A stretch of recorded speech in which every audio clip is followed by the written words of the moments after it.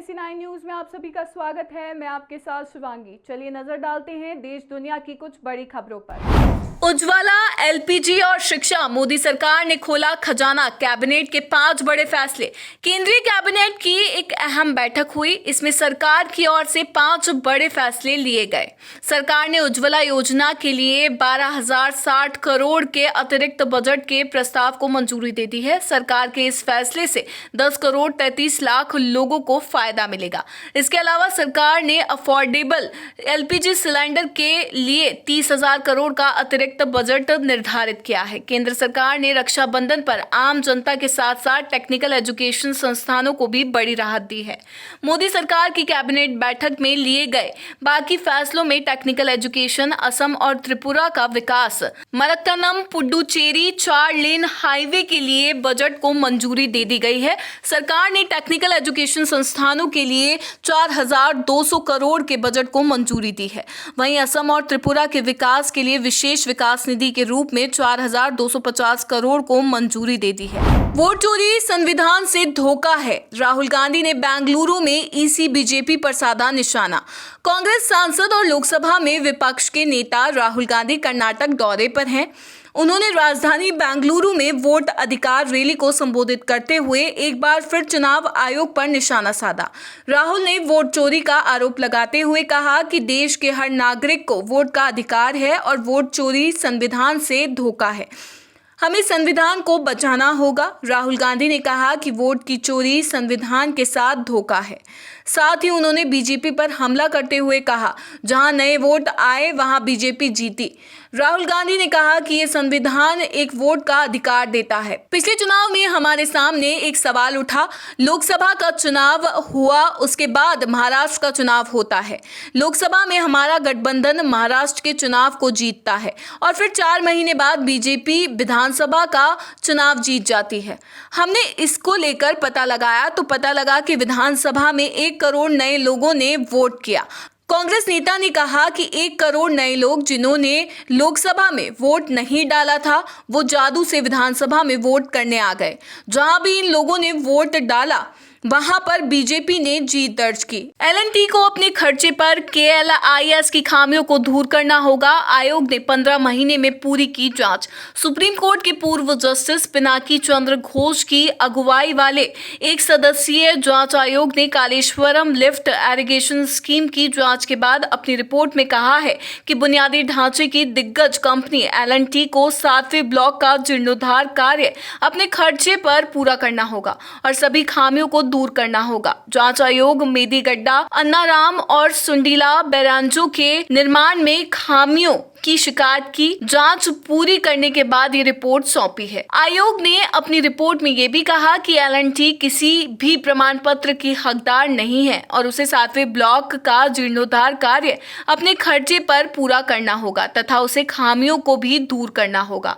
आयोग ने अन्नाराम और सुंडीला बैरांजो की एजेंसियों को DLP के दौरान उसके खर्चे पर खामियों के लिए उत्तरदायी ठहराया। तेलंगाना के कालेश्वरम के भूपालपल्ली में सिंचाई से जुड़ा ये प्रोजेक्ट भारी अनियमितता की वजह से हजारों करोड़ के घोटाले की भेंट चढ़ गया। बाद में मामले की जांच के लिए आयोग बनाया गया। चुनाव से पहले चिराग पासवान के बयानों से परेशान NDA, बीजेपी नेतृत्व से मिल सकता है बड़ा मैसेज। बिहार में अगले कुछ महीनों में विधानसभा चुनाव होने हैं, लेकिन केंद्रीय मंत्री चिराग पासवान राज्य की नीतीश कुमार सरकार पर कानून व्यवस्था को लेकर लगातार हमला बोलते रहे हैं। NDA का हिस्सा होने के बाद भी राज्य की नीतीश सरकार पर चिराग के तीखे तेवर कई बार बीजेपी की अगुवाई वाले गठबंधन को परेशानी में डाल देते हैं। बीजेपी नेतृत्व अब इस मामले में गार्जियन की भूमिका निभाने जा रही है ताकि वह आगे गठबंधन के लिए परेशानी का सबब ना बने। पिछले कुछ महीनों में बिहार में कानून व्यवस्था में तेजी से गिरावट आई है। ताबड़तोड़ फायरिंग और मर्डर की घटनाओं ने जहां राज्य की नीतीश सरकार को चिंता में डाल दिया है, तो वहीं चिराग पासवान अपने तेवर और सवालों से कानून व्यवस्था पर सवाल उठाकर NDA को परेशानी में डालते रहे हैं। उनके बयानों ने विपक्ष को बिहार की नीतीश सरकार पर हमला करने का मौका दे दिया है। राहुल गांधी के आरोप पर अमित शाह का बड़ा हमला। केंद्रीय गृह मंत्री अमित शाह ने राहुल गांधी के मतदाता सूची में फर्जीवाड़े के आरोपों पर कहा, वोट बैंक की राजनीति बंद कीजिए। आपके परनाना नेहरू ने शुरू किया था। चुनाव पर चुनाव हारते हारते जाते हो। अब पहले से बिहार चुनाव हारने की वजह बता रहे हो। उन्होंने कहा कि वह एसआईआर का विरोध कर रहे हैं क्योंकि घुसपैठिए इनके वोट बैंक हैं। यहाँ पर पूर्ण बहुमत के साथ एनडीए की सरकार बनने वाली है। उन्होंने कहा कि भारत की सुरक्षा के लिए देश के प्रधानमंत्री कटिबद्ध थे।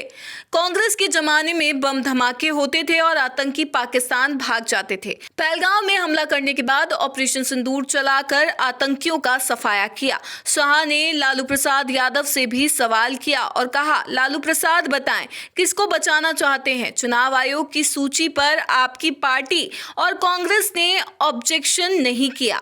जो बांग्लादेश से आकर बिहार के युवाओं की नौकरी खा जाते हैं वह उसे बचाना चाहते हैं।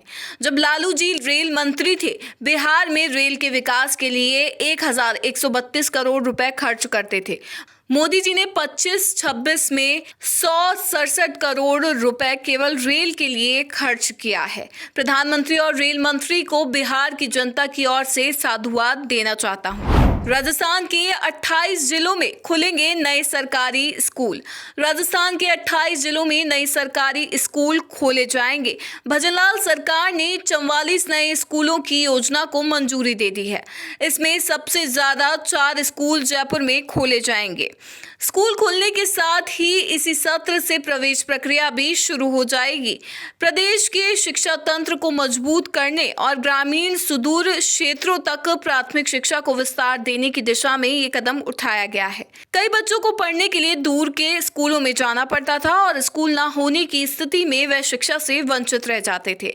अब इस फैसले से बच्चों को शिक्षा के अवसर मिलेंगे। इन नए स्कूलों में लेवल 1 के 2 शिक्षकों की नियुक्ति की जाएगी। जयपुर में 4 स्कूल के अलावा 12, बाड़मेर और उदयपुर में 3-3 स्कूल खोलने की योजना है, जबकि पाली, जोधपुर, सलुम्बर, डीग, चूरू, कोटपुतली, बहरोड जैसे इलाकों में 2-2 स्कूलों को स्वीकृति दी गई है। बीकानेर जिले के कोलायत ब्लॉक में भी नया स्कूल खोला जाएगा। उदयपुर फाइल सिनेमा घरों में रिलीज। विवादों और मुश्किलों से उबरकर फिल्म उदयपुर फाइल सिनेमा घरों में रिलीज हो चुकी है। ये फिल्म राजस्थान के उदयपुर में हुए बहुचर्चित कन्हैयालाल हत्याकांड पर आधारित है। साल 2022 में टेलर कन्हैयालाल की हत्या की गई थी। दर्शकों को फिल्म काफी पसंद आ रही है। इस फिल्म को देखकर दर्शक भावुक हो गए। सोशल मीडिया पर एक वीडियो वायरल हो रहा है। इसमें फिल्म देखने के बाद दर्शक भारत माता की जय के नारे लगा रहे हैं। फिल्म के निर्माता अमित जानी ने कहा कि उदयपुर फाइल से होने वाली कमाई का 1/4 हिस्सा कन्हैयालाल के परिवार को दिया जाएगा। कन्हैयालाल के बेटे यश साहू ने थिएटर में पिता की आत्मा के लिए एक सीट खाली रखी और उस पर उनका फोटो लगाया गया ताकि उनकी मौजूदगी का एहसास बना रहे। फिल्म को कई हिंदू संगठनों ने सहयोग दिया है। यश ने कहा कि फिल्म उसके पिता के न्याय की लड़ाई का हिस्सा है।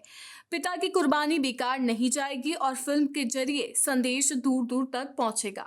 यश को उम्मीद है कि लोग नफरत फैलाने वाली ताकतों को पहचानेंगे और देश में शांति एकता मजबूत करेंगे।